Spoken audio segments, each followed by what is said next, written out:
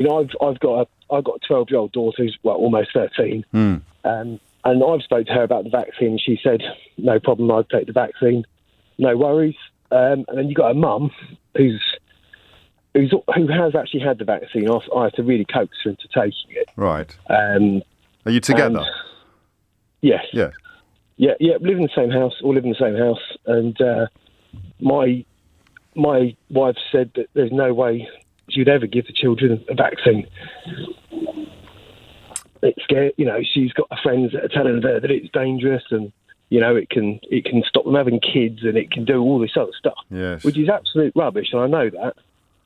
But how do you explain that? Well, I don't know. And that you're frustrated, aren't you? Because this isn't sort of 2 points removed. It's not like an old friend who you've fallen out with. This is your wife. And as you say, you're in the same house and you share responsibility for your daughter. I hate to put it in such blunt terms. Who's going to win? Well, she will. But, because you can't make people do something, but you can't also, it's just an impossible situation, because where do you send these people to what do you? I mean, I've told her to read this, to read that, but her friend will come round, who I argued with last weekend, actually. Right.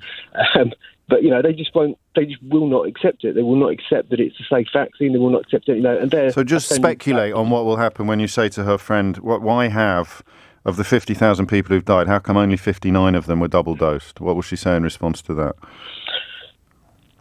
She just says it's all lies. Yeah. They're covering it up. I ask her who they are, and apparently it's all the government's all trying to make money and all the rest of it. When you look at it, it's absolute madness what they're saying, and yet people still believe it. But how do you convince these people? What do you do? It's impossible. Yeah, and is your wife's friend anti-lockdown and anti-mask as well? Yeah.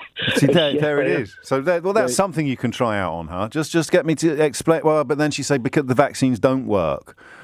So it's a bit like saying the whole thing is a hoax. You can't really prove that it isn't a hoax. If there are hundreds of thousands of people dead, and they still think it's a hoax, there's not a great deal you can do, is there? You don't have anything in your toolbox that can address that level of delusion, deliberate self-delusion. No, but it's one particular YouTuber that they follow and they watch.